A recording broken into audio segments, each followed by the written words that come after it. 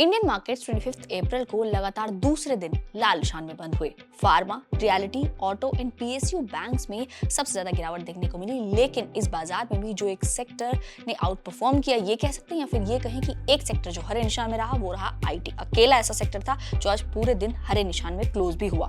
Small and mid cap indices में करीब 2% तक की गिरावट हमें देखने को मिली है। इसके अलावा अगर मैं बात करूं निफ्टी की क्लोजिंग की, तो निफ्टी 207 अंक गिरकर 24,000 के ऊपर क्लोज होने में कामयाब रहा है और 24,039 पर क्लोज हुआ। वहीं बैंक निफ्टी 537 पॉइंट्स की गिरावट के बाद 54,664 पर बंद हुआ। इसके अलावा सेंसेक्स की बात करें तो सेंसेक्स कल भी 80,000 के नीचे क्लोज हुआ था और आज भी उसकी क्लोजिंग हमने 79,212 पर देखी है।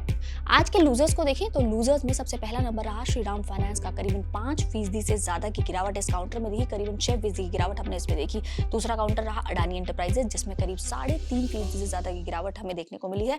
और तीसरा काउंटर था अडानी पोर्ट्स, जिसमें 3.5% की गिरावट रही और ये तीनों ही स्टॉक्स टॉप लूजर्स बने रहे। वहीं अगर आज के इस बाजार में भी जिन स्टॉक्स ने अपने हरे निशान को कायम रखा उनकी बात करें, यानी कि गेनर्स की लिस्ट देखें, तो गेनर्स की लिस्ट में जो पहला नंबर था वो था एसबीआई लाइफ इंश्योरेंस का। जी हाँ, एसबीआई लाइफ इंश्योरेंस में करीबन 5.5% से ज्यादा की तेजी हमें देखने को मिली। दूसरे नंबर पर रहा टीसीएस, जिसमें करीब 1.25% की तेजी देखने को मिली और तीसरे नंबर पर रहा टेक महिंद्रा, इसमें भी करीब 1.25% की तेजी हमें देखने को मिली। वहीं आज का जो बाजार में जो गिरावट रही, इसकी जो वजह मानी जा रही है वो भी यही माना जा रहा है कि पहलगाम में जो अटैक हुआ है उसकी वजह से जो टेंशन्स बढ़ गई हैं, उनकी वजह से मार्केट के सेंटिमेंट्स थोड़े खराब हो गए हैं और उन्हीं की वजह से मार्केट में जो पैनिक हमें देखने को मिला है ये उसकी वजह से। अब देखना ये होगा कि इस हफ्ते तो बाजार ने फिर भी लगातार पिछले 7 दिनों से परफॉर्मेंस के बाद इन 2 दिन क्लोजिंग रेड में दी है, लेकिन अब अगले हफ्ते क्या होता है, यानी कि सोमवार को बाजार कैसा रहेगा, ये देखने वाली बात होगी। लेकिन हम आप तक वो जरूर पहुंचाएंगे।